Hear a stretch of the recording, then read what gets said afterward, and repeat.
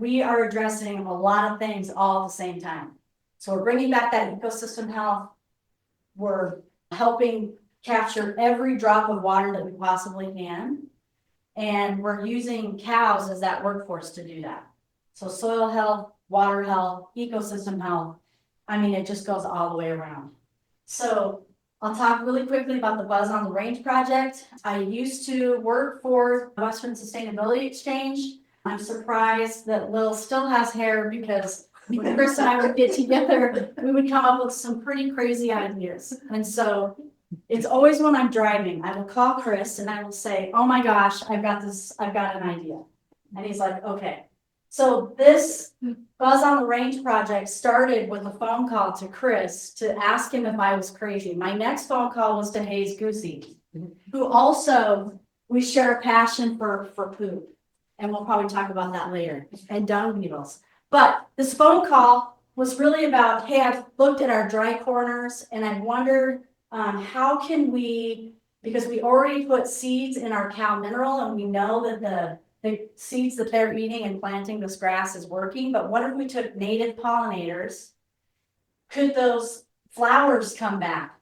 Can we bring back the flowers, which used to be here? The grasslands were not just grass, they were full of flowers. So how can we do that? And so Chris said, I think it sounds great, because that's what Chris says, everything's great. So then I had simultaneously been working on a different project with Michael, Leah, and Michael John, and I said, hey, I've got about this idea, and they're like, let's write a grant. And I said, cool. So we embarked on this massive writing this grant with Western SARE, and the grant that we fell under, that Michael Leah thought we could really give it a whirl, was one that they put producers first. And so your producers are your like citizen scientists. And so I peer pressured some of my friends.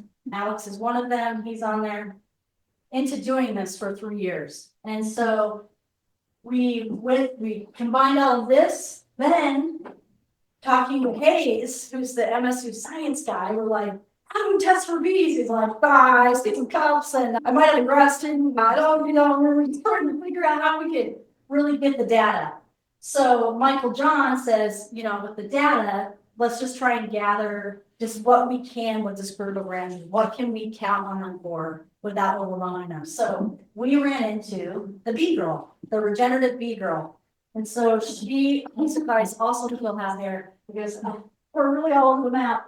But she's done a lot of our bee data that we'll talk about that if anybody's interested. So that's how we got here. That's how we got here tonight as part of the grant. We are required to do education. So we did a Soil Your Undies event, which WSC supported and really got behind farmers markets. You've probably seen that. We did a water infiltration day. We did bale grazing. And then we also, of course, are doing the seed. So that's where this project is at. This was fun. I brought this. You can just pass this along. So the crazy idea that Meagan was talking about was there are a lot of instances of being able to have the cows do the work for you. So if you're trying to increase species diversity in your pasture, you feed them seed in their mineral, something comes out the other end. Sometimes it's viable, sometimes it's not. It depends on the seed, obviously. And then you can see some of the species come up later on. So the whole point of the project was to see if it was going to work. Did it work? We have, to this day, not seen a single one of these species come up. That's not true. Did you Alex see Blake. Alex? Okay, yeah. Oh, I was like, Alex, chime in. I still haven't been out there, so I gotta get out there this week. But these are the ones that we identified that were they were native. There are different types. So we've got wildflowers and lagoons and forbs. We were really trying to get the full spread. But the whole point of this was to increase species diversity, to increase soil health and increase forage and increase species pollinators use. It was delightful. One of the interesting things about this project was trying to figure out, like Meagan said, how to get a sense of what's going on without going down a science rabbit hole. And so we came up with working in conjunction with a bee girl, but then also to go out and just assess soil health. And so we used some really cool, like forward-looking ecological indicators. We ended up adapting the short-term monitoring methodology used by the Savory Institute. It's just an easy score sheet. And I encourage you, if you're really interested in this, reach out because I can send a really cool single page score sheet that you can use when you walk out into a pasture that has you looking at a few different indicators. And it just starts to tune your eye. This project really affected the way that I see things a lot. It was really neat to go year after year and see how different pastures have evolved. It's incredible. You can see the change in the species that are happening. It's happening because of the grazing methodology and some of the other things.